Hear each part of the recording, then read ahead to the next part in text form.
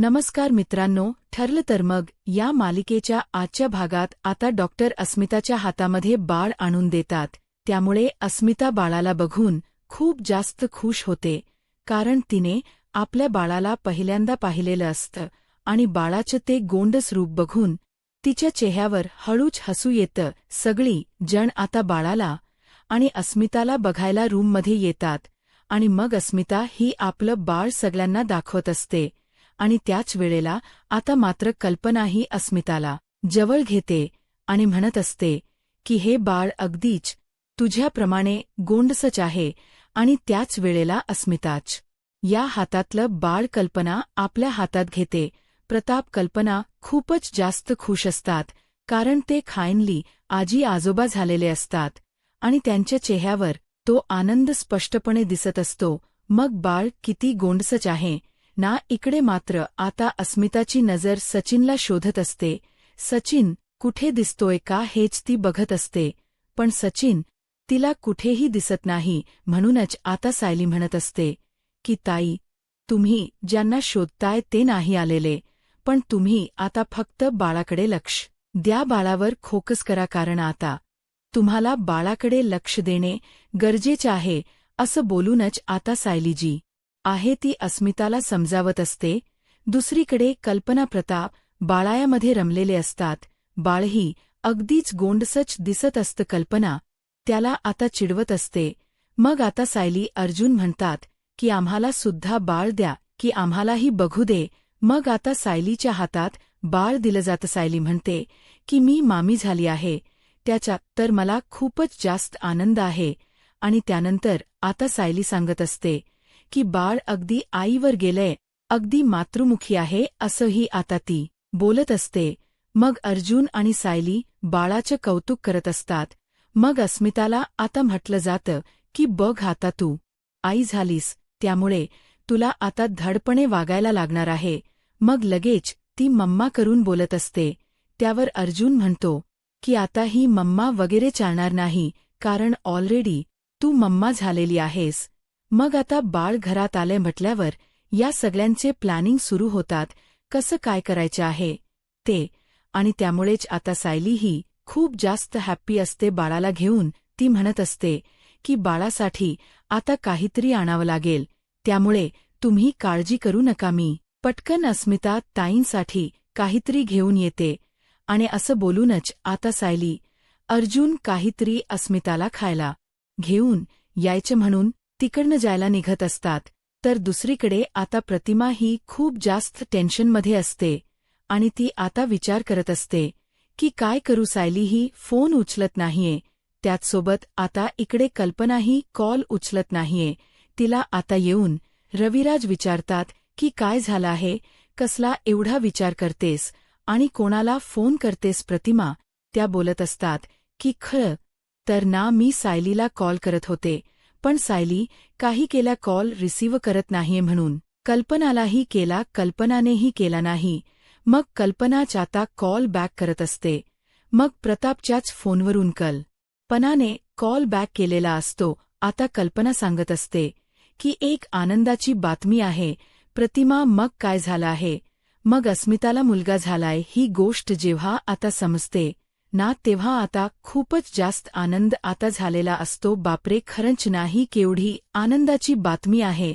प्रतिमा विचारते, अस्मिता ओके तर आहे ना, डिलिव्हरी कशी झाली, नॉर्मल झाली का, या सगळ्याबद्दल आता ती विचारत असते.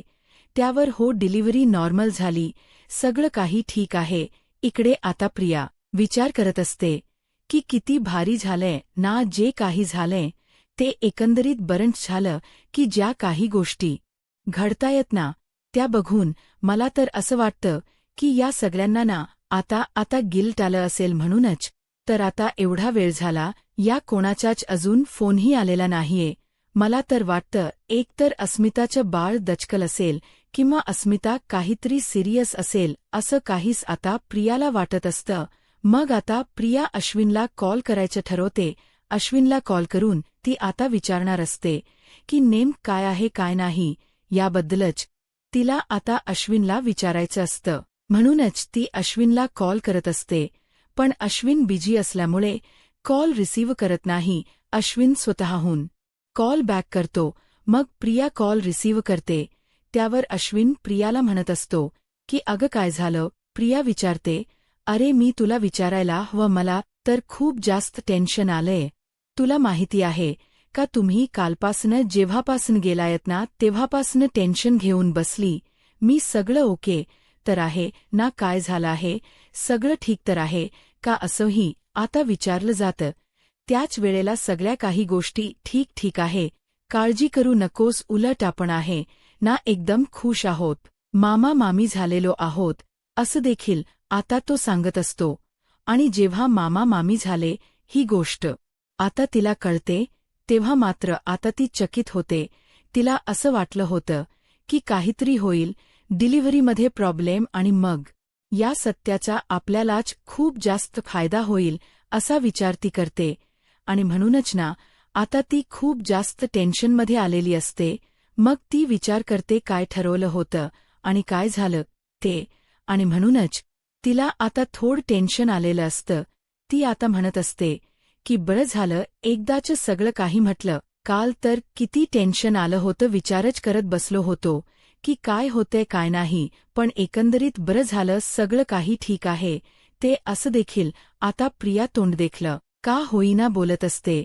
प्रियाने फोन ठेवल्यानंतर तिला टेन्शन येतं. आता ती म्हणते की मला अवघड काम करून बसलेली आहे मी, कारण मला असं वाटलं होतं अस्मितामध्ये ही लोक बिझी राहतील, पण अस्मिताचं चॅप्टर तर एका दिवसात क्लोज झालं असाही विचार ती आता करू लागते. इकडे सायली, अर्जुन गाडीमध्ये जाऊन बसलेले असतात आणि त्याच वेळेला ते दोघंही विचार करत असतात, बोलत असतात, त्यांचं डिस्कशन सुरू असतं. त्यातच आता सायली अर्जुनला म्हणत असते की ती गोंडस बाळ आहे ना. खरंच ना हो बाळ तर गोंडसच आहेच, पण खरंच ना. पण मला काय म्हणायचंय, तू अस्मिता ताईला कशाला सपोर्ट करतेस या सगळ्यामध्ये, कारण तुलाही माहिती आहे ना तो सचिन त्याने काय केलंय आज, याच्यामुळे अस्मिता ताईंचीही अवस्था आहे. आणि तरीसुद्धा तू त्यालाच इकडे आणायचं म्हणतेस का, हे तुला तरी पटतंय का. या सगळ्या गोष्टी मला कळतायत, तुम्हाला या गोष्टींचा राग येतोय, पण आपण या सगळ्याला काहीच करू शकत नाही. शेवटी अस्मिता ताईंचा तो नवरा आहे आणि त्यासोबत आता बाळाला सुद्धा जन्माला घातलं आहे अस्मिता ताईंनी.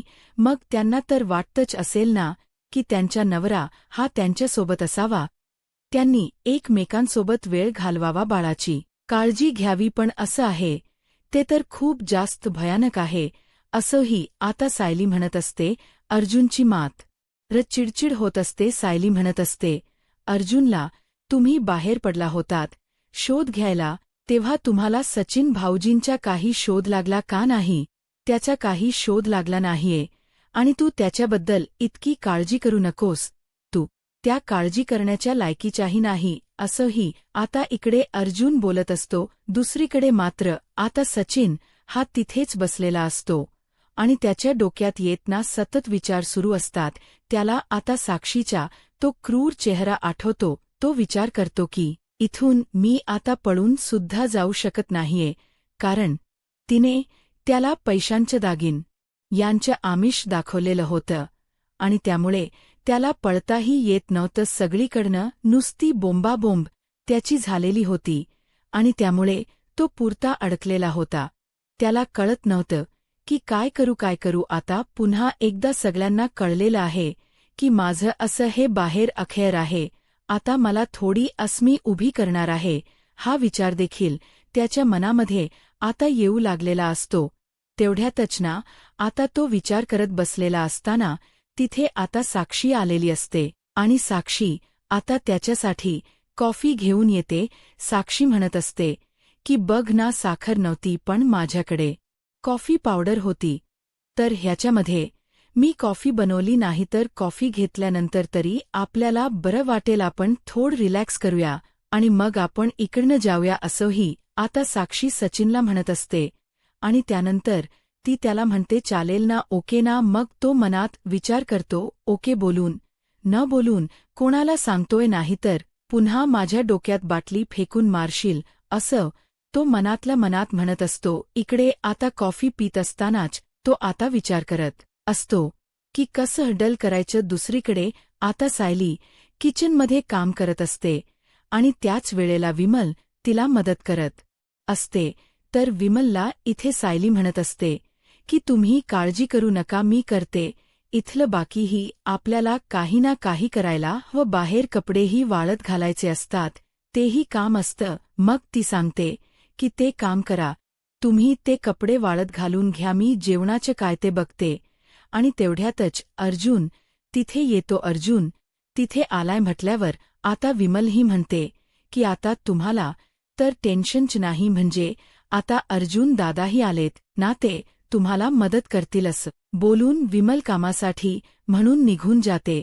तेवढ्यातच तिकडे आता सायली आणि अर्जुन काम करत असतात ना, तेवढ्यातच तिथे आताही प्रिया आलेली असते आणि प्रिया आता अर्जुनला म्हणत असते की अर्जुन तू काय करतोयस किचनमध्ये? हो बाजूला, मी करते मदत, तसंही मी आहे ना, मी आहे, तू काळजी करू नका. मी आणि सायली पटापट स्वयंपाक करून घेतो, मग तर झालं.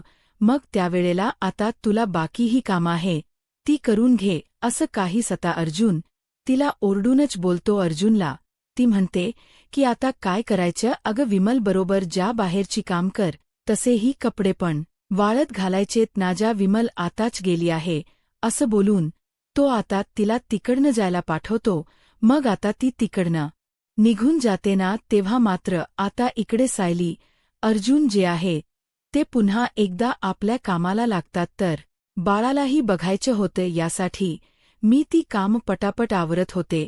अच्छा एवढेच ना, जायचं ना तुला? जाना मग. अगं पण ही घरातली काम आणि या सगळ्या गोष्टी प्रताप म्हणत असतात, तर आता जाऊ देऊ, तिला बघून येऊ दे. तिलाही असं वाटत असेल की बघावं. मग आता थांब, एक काम कर, तू हॉस्पिटलमध्ये जातेस आहेत ना, तेवढं काम करून जा, कारण आहे ना बरीच काम बाकी आहेत. एक काम कर, घरामध्ये काही सामान ठेवलंय, अस्मिताला हॉस्पिटलमध्ये घेऊन जायचं आहे, ते तेवढं सामान तेवढं घेऊन जा, असं देखील आता तिला सांगितलं जातं.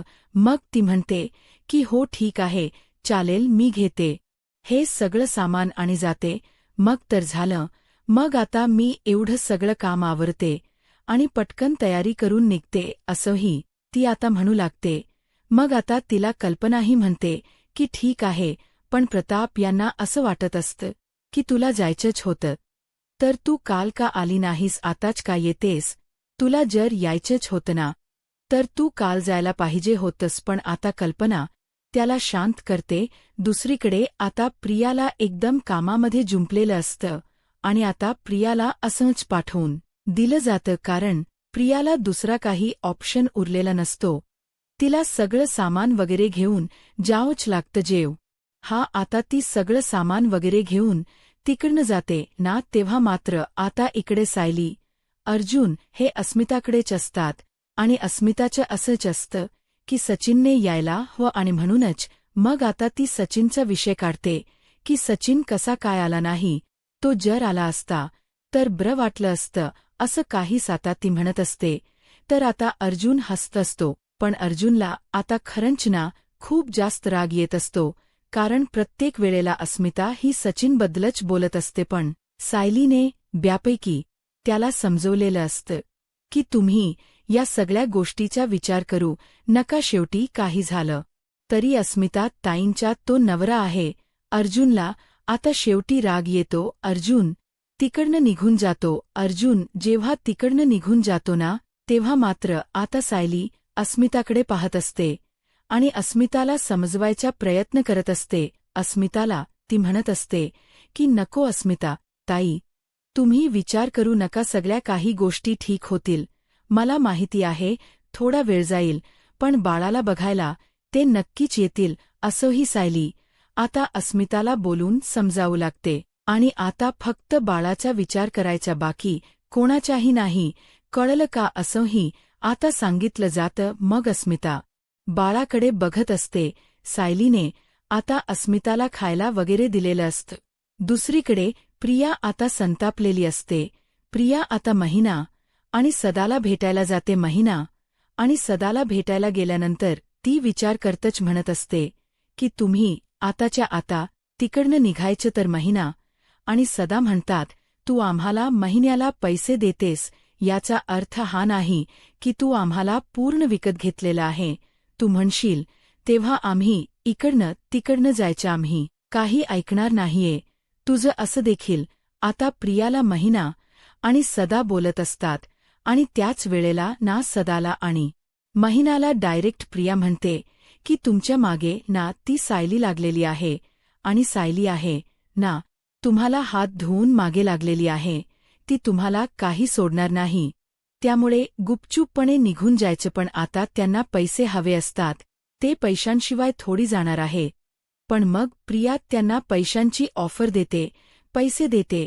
त्यांना सांगते की पैसे घ्यायचे आणि निघायचं, जास्त वटवट करायची नाही, कळलं का? आणि मी हे पैसे देते ना ते घ्यायचे आणि जायचं, कारण मला माहिती आहे ना त्या सायली आणि अर्जुनची किती पोहोच आहे ती, आणि जर ती तुम्हाला शोधत तिथपर्यंत आली ना तर मग बघा काय होईल ते. हाही विचार करा. असंही आता इकडे असणारी प्रिया जी आहे ती बोलत असते. प्रिया जेव्हा या सगळ्या गोष्टी बोलते तेव्हा मात्र आता इकडे ती पैसे वगैरे काढून दिले. हे दोघेही जण खुश असतात, कारण त्यांना खायनली आता पैसे भेटलेले असतात. त्यांना काय हवं असतं फक्त आणि फक्त पैसे हवे असतात. आणि आता त्यांना पैसे वगैरे भेटलेत म्हटल्यावर काही ऑप्शन आहे का? मग आता त्यांना निघावंच लागतं. मग आता इकडे मात्र ती म्हणत असते की ठीक आहे हे सगळं, तर पण तुम्ही आता तोंडही जराही दाखवायचं नाही. जर बघा तुम्हाला जर वाचायचं असेल तर वाचा, नाही तर बघा मग आहे अर्जुन आणि सायली ते दोघेही जण तुम्हाला काय करतील ते. मग आता ते दोघांना पैसे मिळतात म्हटल्यावर ते कशाला थांबणार आहे.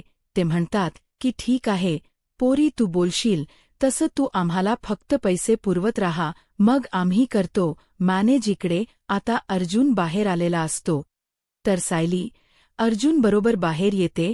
अर्जुनला समजावत असते. अर्जुनला म्हणते कशाला इतकी चिडचिड करताय. त्यावर अर्जुन म्हणतो की अजून अस्मिता ताईला का कळत नाहीये, ही अवस्था जी आहे तिची त्याच माणसांमुळे झाली आहे, आणि या माणसाची इतकी काळजी करत बसली, ती का अपेक्षा ठेवते त्या माणसाची. मग आता खरं तर इकडे सायली म्हणत असते की या सगळ्या गोष्टींना अस्मिता ताईंना कळू द्यायच्या नव्हत्या, पण हे सगळं ना त्या प्रियामुळे झालं. मग अर्जुन म्हणतो नेमकं काय झालं. त्यावर खरं तर ना अस्मिता ताईंना मी योगा क्लासला पाठवलं होतं, विमलताई नव्हत्या म्हणून. मग प्रिया घेऊन गेली होती आणि प्रिया 10 मिनिटातच रिटर्न आली. जेव्हा आपलं बोलणं सुरू होतं मला तर कधी कधी असं वाटतं ना की प्रियाने हे जाणून बुजून केलेलं आहे. असंही आता अर्जुनला सायली सांगत असते. मग अर्जुन म्हणतो की बरोबर, हे सगळं ती मुद्दामूनही करू शकते. मग सायलीच्या डोक्यात लगेच कल्पना येते. सायली म्हणत असते की हे सगळं मुद्दाम तिने फक्त एवढ्याच गोष्टीसाठी केलं असेल की आपलं लक्ष जे आहे ना ते दुसरीकडे गेलं पाहिजे, आपण डिस्ट्रॅक्ट झालं पाहिजे, कारण आपण सध्या तिचा शोध घेत आहोत, ती काय करते काय नाही. पण या सगळ्यासाठी ती अस्मिता ताईंच्या जीवावर उठली. हे किती भयंकर आहे. म्हणजे एखाद्याला स्वतःची गोष्ट लपवायची असेल तर दुसऱ्याचाही विचार करायचा नाही. अगदी अस्मिता ताईंच्या बाळाचाही विचार तिने केला नाही. एवढं भयंकर कृत्य ती करून बसलेली आहे हेही आता अर्जुन आणि सायलीच्या लक्षात येतं. आणि मग आता अर्जुन आणि सायलीला या सगळ्याचा राग आलेला असतो, कारण एकंदरीत ना त्यांनी बघितलेलं असतं की अस्मिताला सगळ्यात दुखापत होण्यासाठी प्रियाचाच हातभार असतो, आणि त्यामुळे आता ती दोघेही जण त्याच गोष्टीचा विचार करत असतात. अर्जुन आता खूप जास्त खवळलेला असतो, कारण ऑलरेडीच त्याला माहिती असते की ही तन्वी नाहीये. त्यातच आता या सगळ्या गोष्टी, म्हणूनच आता तो विचार करत असतो. पण तेवढ्यातच ना प्रिया आता बाळाला बघायला म्हणून हॉस्पिटलमध्ये आलेली असते, आणि येताना तिने काही सामानही आणलेलं असतं. आणि आता सायली आणि अर्जुनही त्याच गोष्टीचा विचार करत असतात. आणि तेवढ्यातच ना समोरून त्यांना प्रिया येताना दिसते.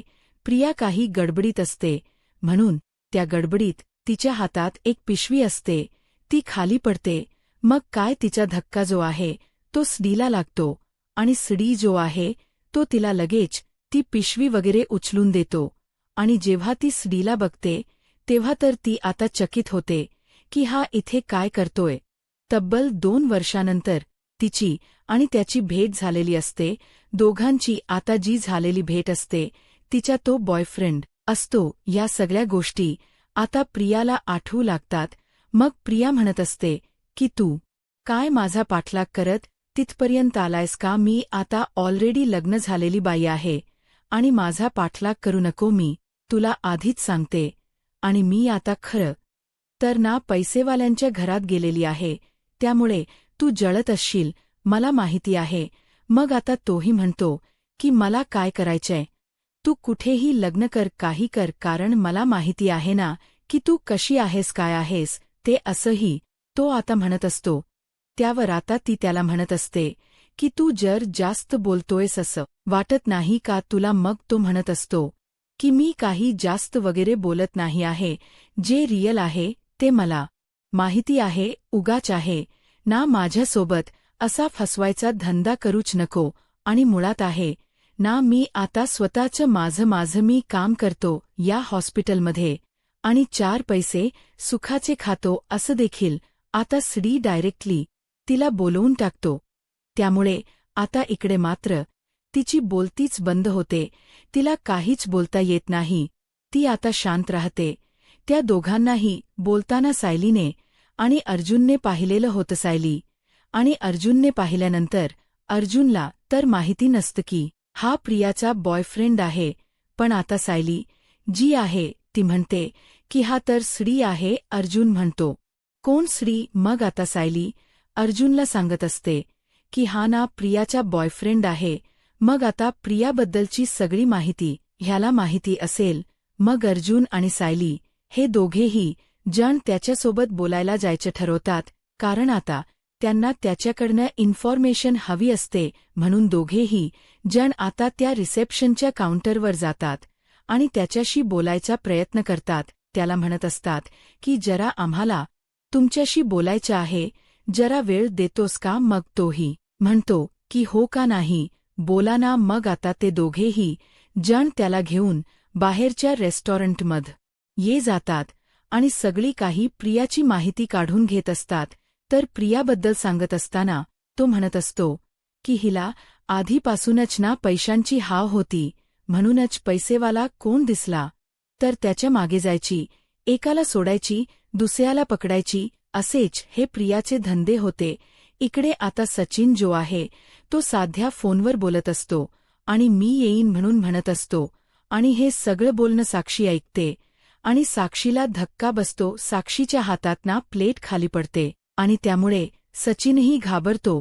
आता सचिनचं काय होईल काही सांगता येत नाही. आता अर्जुन सायलीच या लक्षात आलेलं असतं. आता पुढे काय होईल हे पाहायला आत्ताच माझा महाराष्ट्र या यूट्यूब चॅनलला सबस्क्राईब करा. धन्यवाद.